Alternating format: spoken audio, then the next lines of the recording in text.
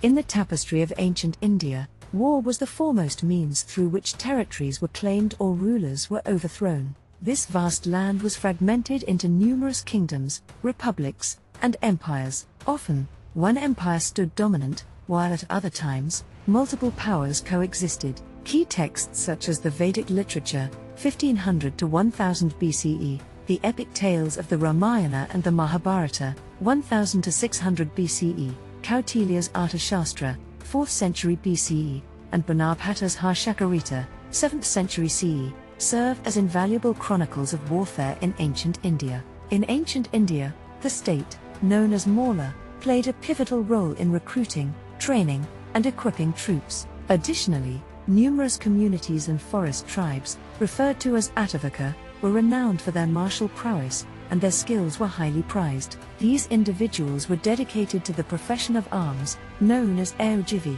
Villages providing soldiers were identified as Aoaya.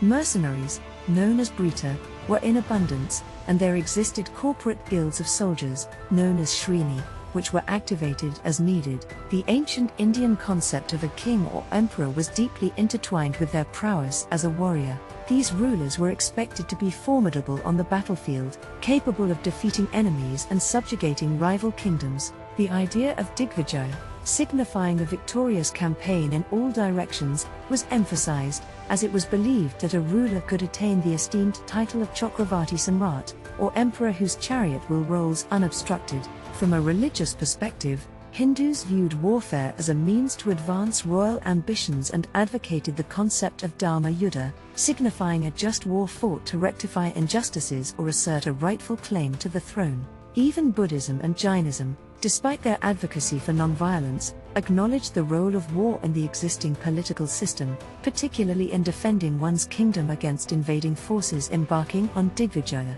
The Buddha himself provided advice to the minister of Magadha's king Ajatashatru, 492 to 460 BCE, on the formidable nature of conquering Vaishali. Emperor Ashoka, 272 to 232 BCE, renowned for his humanitarian work, upheld the importance of a standing army for the security of his people, a duty he deemed crucial as a Buddhist ruler dedicated to his subjects' welfare. Throughout the ancient period, numerous prominent emperors, kings, warriors, and even individual soldiers adhered to Jainism, demonstrating a complex blend of spiritual and martial values. The ancient Indian army was structured around four principal arms, known as chaturanga, infantry, cavalry, chariots, and elephants. These arms were deployed on the battlefield in formations, or vyuha, determined by commanders based on factors such as terrain and the composition of both friendly and enemy forces. Rigorous training was provided for soldiers and animals alike.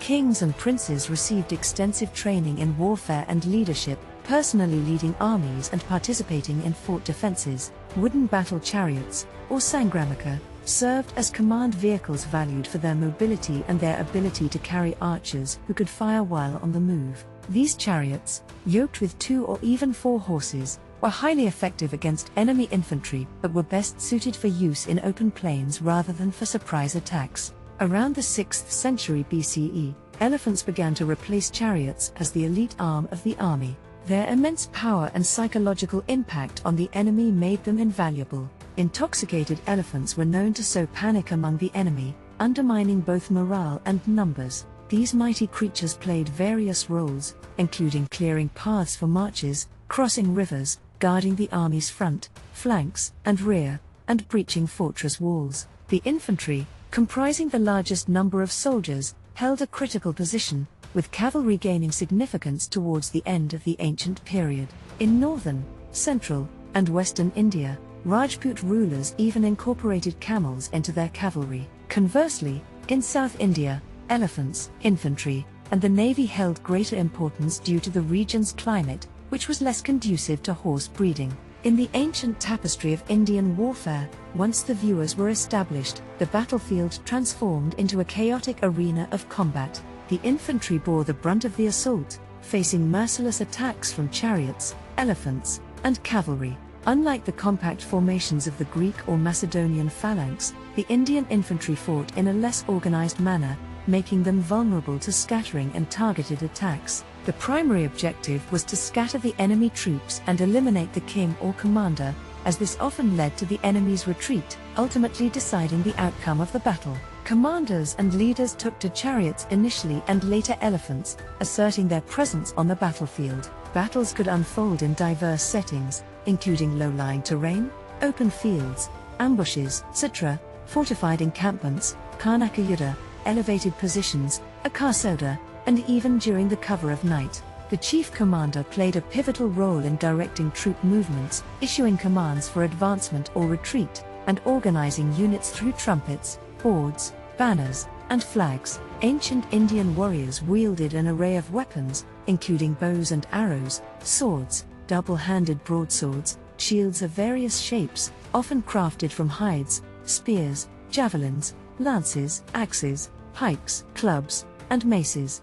Bows served as the primary weapon for infantry, chariot and elephant warriors, as well as commanders. Notably, Indian archers used a unique type of bow, one as long as the individual carrying it, which they rested on the ground, using their foot to press one end before releasing the arrow. Cavalrymen carried 2 lances and a smaller buckler as opposed to the larger shields used by infantry. Soldiers on the battlefield were typically bare-chested or wore quilted cotton jackets.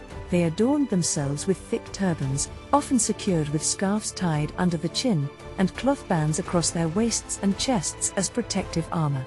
During colder seasons, tunics were added to their attire.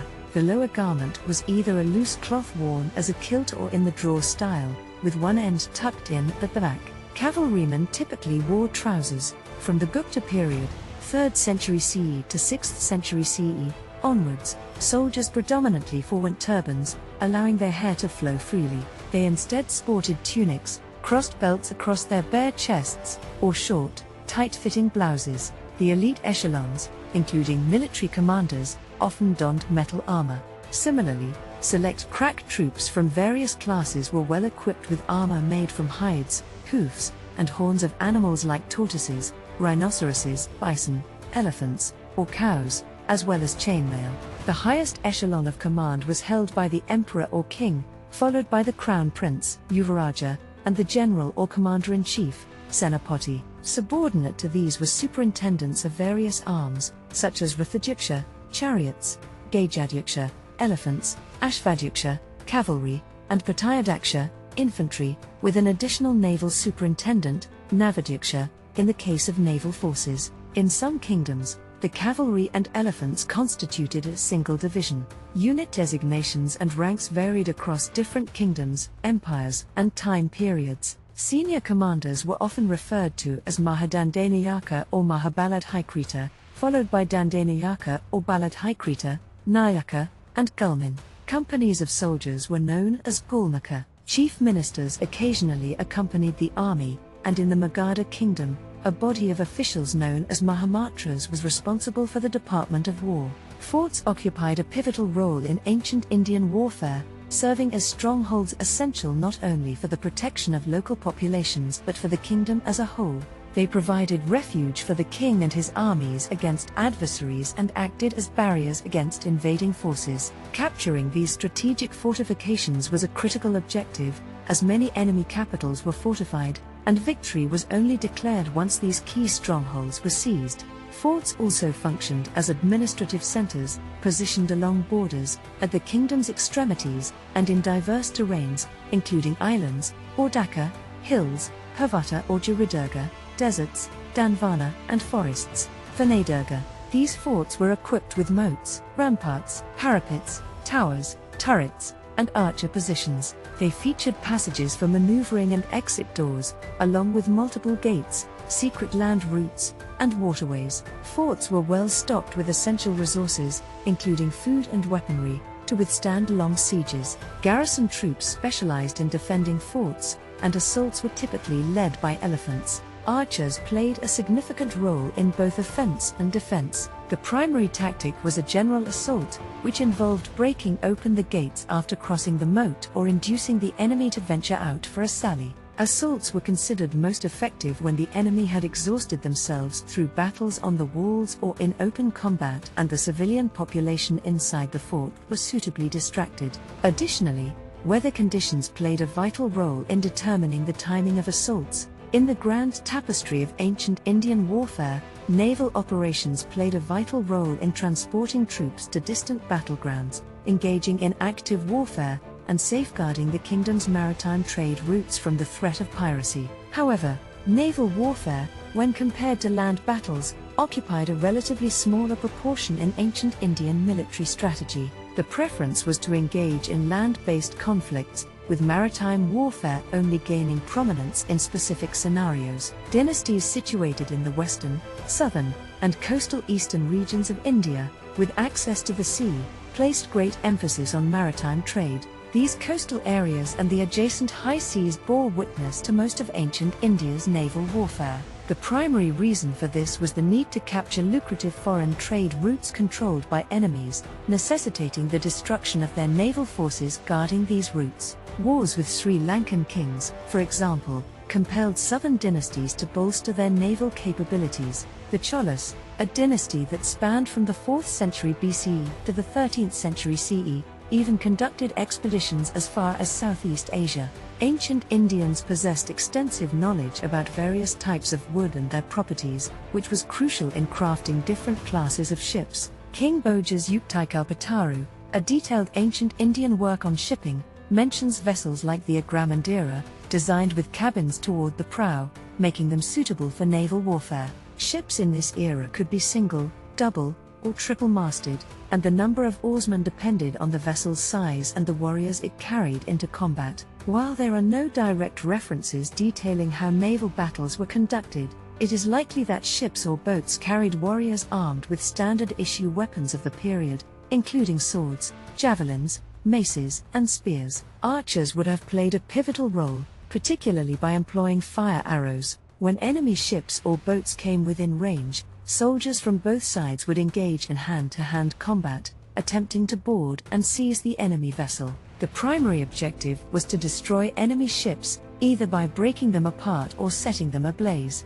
Some form of contraption would be used to pelt stones at enemy ships, causing significant damage. Ancient Indian military thinkers crafted strategies that encompassed both defensive and offensive approaches. War was seen as a means of enhancing royal glory and expanding territory. Offensive strategies aimed to allow the conquering army to traverse great distances and either compel the adversary into submission or engage in battle on favorable terms. Different armies were stationed in various directions to confront adversaries effectively. Defensively, ancient India did not usually preempt threats from external invaders, maintaining their traditional war systems even when facing formidable adversaries like the Macedonians, Greeks, Scythians, Huns, and later the Turkic invaders. Changes to military systems occurred only if visionary kings or strategists realized the need for them. Often, these changes did not persist, as succeeding rulers or generals reverted to traditional systems.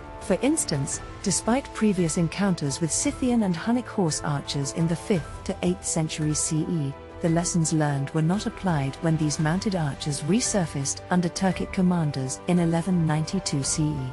The Rajput valiance was ineffective against these mounted archers, leading to devastating consequences on the battlefield. A common formation involved placing elephants at the front, chariots at the flanks, and horses on the wings. This formation aimed to break the center of the enemy's army. However, relying on elephants as the primary force had drawbacks, including the unpredictable nature of these massive animals. Elephants sometimes trampled their own troops, ran uncontrollably, or carried commanders away from the battlefield, often leading to panic and retreat among their soldiers. Commanders, elevated on the back of elephants, were vulnerable targets for enemy soldiers, and in many cases, the royal elephant was explicitly targeted by adversaries. In ancient India, the concept of war extended far beyond battlefield clashes. It encompassed a clandestine realm of covert operations aimed at eroding the enemy's morale, sowing discord among their ranks, fomenting rebellions, nurturing conspiracies, fracturing alliances, and even assassinating kings and leaders. These clandestine and concealed forms of warfare were termed gadayuddha, clandestine war, and Kutayuddha, conceal war. In this shadowy arena, assassins, spies, and saboteurs played pivotal roles. A prime example of such warfare emerged during Magadha's conflict with Vaishali between 484 and 468 BCE. These covert strategies also played a significant role in the rise of Chandragupta Maurya, an episode vividly detailed in the Sanskrit drama Mudrarakshasa, written by Vaishakadatta, presumably in the 5th century CE. The vast expanse of ancient India, which included present-day Pakistan and Bangladesh, posed a formidable challenge when it came to moving armies across great distances. Equally challenging was the task of supplying these armies, especially during extended campaigns. In most cases, logistics played a crucial role in shaping the nature and duration of military campaigns, often focusing on areas geographically close to one's kingdom. Efforts were made to ensure that provisions and secure marching conditions were available for armies embarking on distant campaigns, though this was a rarity. Provisions, including food, fodder, weapons, clothing, and camping materials, were transported via bullock carts, elephants, mules, and camels, accompanying the army on its march. Sometimes, this logistical process could become chaotic. While technically cultivators, merchants, and villagers were not to be disturbed, soldiers often resorted to plundering their grain and merchandise. In such cases, aggrieved parties could file complaints with the king, who was expected to take corrective action. Supply depots, particularly under the Mauryans, were established, and a medical corps composed of physicians and surgeons equipped with surgical instruments and medicines was maintained.